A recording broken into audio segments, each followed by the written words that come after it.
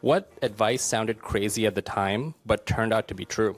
How to go about the fundraising process. And when we first started the company, we actually didn't have a product. We just had an idea. For a lot of people, you do have to build a product. But for others, I think it can also just work depending on the idea and the investor and how much they believe in what you're building.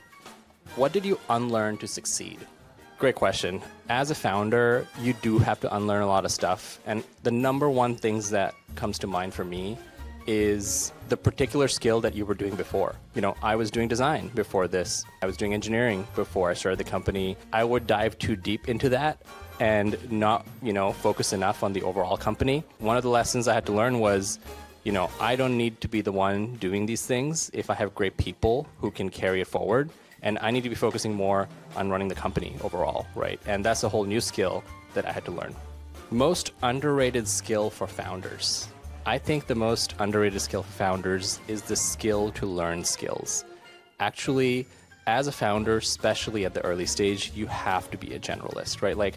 For example, how would you know if marketing is doing a great job or not if you didn't know anything about marketing, right? You have to be the type of person who's able to pick up new things and learn them very quickly. And that itself is a skill. It actually can be practiced, like learning new things, right? If you make that a mission of how do I become really good at learning new things, you can actually get really good at it. And it comes really handy when being a founder, especially at the early stages, but I think it carries through all the way through later stages of the company.